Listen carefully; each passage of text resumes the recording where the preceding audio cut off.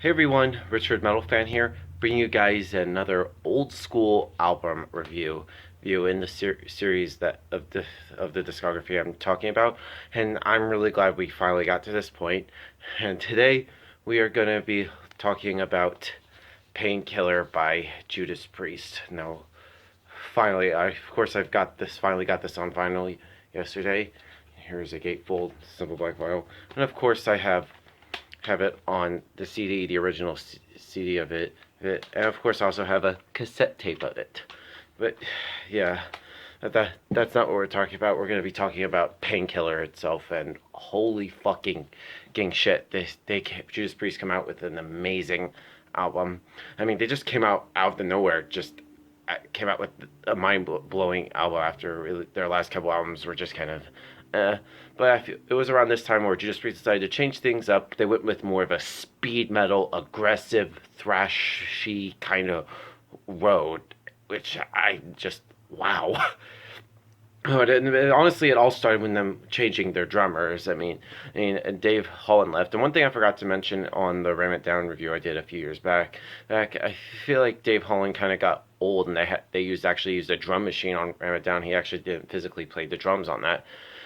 But they brought in the new drummer Scott Travis, formerly of Racer X, and by far, in my opinion, and he is the best drummer to be in Judas Priest, and he's still in the band to this day. I don't think he's like the best drummer of all time, or if not, if like put in like top 5 or top 10 metal drummers of all time. But I honestly think that Scott really saved Judas Priest. He really gave them a lot of energy. I feel like with sort of like the last couple albums, I feel like they sounded really like tired and worn out, and I feel like Judas Priest's like writing style like changed after he joined the band. It's sort of like a new supercharged Priest, and the result, they produced a really good product. That it's arguably like speed metal, but one thing to like a lot of people don't know is like Judas Priest were pretty much old at this point. Like this is their 12th album. Bum, bum. I mean, they're like, and around this point, they were considered old. I mean, they were like older than the new wave of British heavy metal, and here they are, like running with the young guns, just like they did like 10 years prior. Here, and I'm just surprised they made an album contributed with like speed and just aggression and a lot of shit. And this is actually the most well constructed album. Like all the songs are just amazing. Like every song is like different and unique, and it feels like a certain unity in here, and it also has like a lot of industrial kind of feel to it, and well, a lot of people don't, and I consider their Painkiller their magnus opus, like the best Priest album to be they ever made. Period. Yeah, and if the band were to pretty much stop after this album, I feel like they would have ended perfectly on a high note. No, and honestly, like here they are, like around 1990. Like it was around the time where a lot of the thrash bands coming. But one thing they didn't have was Rob Halford. And Rob Halford is probably one of the best metal vocalists of all time, and he really did a great job on this album.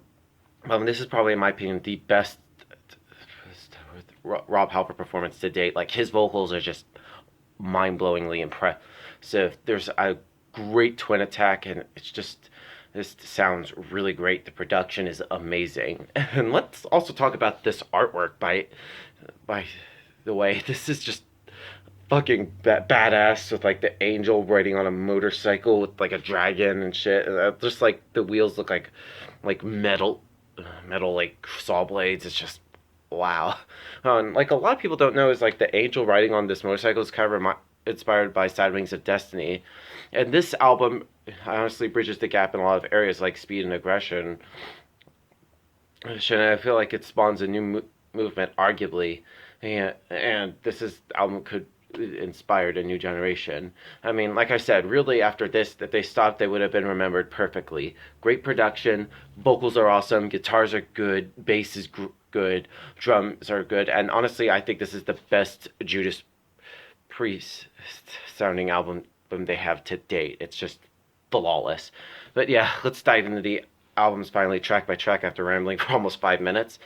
Now the album, of course, opens up with "Painkiller," the title track, which everybody should probably know this fucking song already if you're a fan of metal. Well, it starts off with the most amazing drum intro and solo, which is catchy, and right off the bat, you'll know we're in for a treat.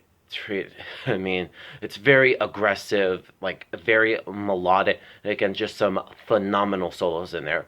Great way to start off this album. Just to know that Judas Priest have come out of nowhere with a great fucking album and a great way to start this masterpiece. And next up, we have go into Hell Patrol, and this kind of like slows a little bit, but it flows really good. And the chorus is just catchy, phenomenal solos, and you can honestly tell like a little bit they feel like they go into their old ways, but then right at the get go they quickly change it up and they just do something very different, which I kind of like how like each song feels different and unique. You feel like they kind of like go to their always, but then right off the bat, they just like hit you in the face out of nowhere. It's a great song. Next song is All Guns Blazing. Just some amazing vocals from Rob Halford. And just one of the faster and aggressive songs on the album. It has some great guitar parts in there, and just the vocals, like I say, just the best vocals I've heard from there. Leather Rebel, it gets really back to like the old school Judas Priest, and it comes in with a melodic guitar riff, and just of course in that song is just really catchy and wow, like all these songs are good. I'm sorry if I'm just rambling about this album is just so good. Next on the album is called Metal Meltdown, and one of the heaviest songs on here, which is a great opening guitar solo, and just the guitars is really great. Nightcrawler, another phenomenal song. The chorus is very catchy and very melodic.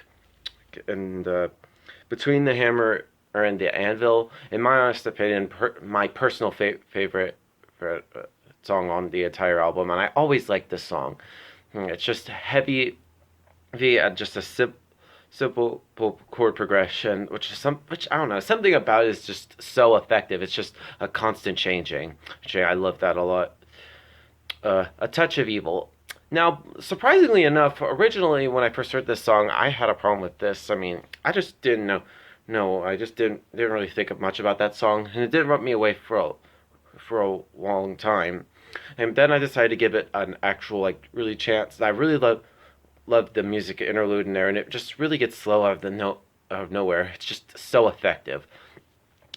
And then these next two songs sort of like tying together, being the first being Battle Hymn, which is an instrumental. It's really short. It's pretty much less than a minute long, but it's really good, and it's just so melodic, and it shows what Judas Priest does it all. It pretty much sets the bar.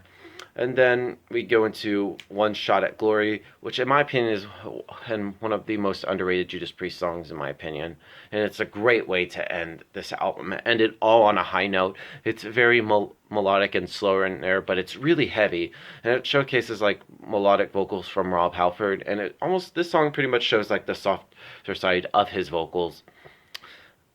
And I also think this is a great way to end this album. Now, of course, there are some bonus tracks on here, like this vinyl I got actually has the bonus track Living Bad Dreams, which is actually recorded during the Painkiller sessions, which I honestly think it's a pretty good song, but it doesn't change my opinion of the whole album. Like, it doesn't make it already good or better or whatnot. I mean, like, the whole album is already better, but I think Living Bad Dreams is, like I said, a pretty good song. Now, overall, Painkiller by Judas Priest, it's a masterpiece. Like I said before, if Judas Priest were to be done after this album, they would definitely be remembered by this. Like, their magnus opus, they're the highest point in their career.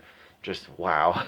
I was not expecting like, you weren't expecting Judas Priest to come out with something heavy, especially in 1990, after like having 11 albums prior.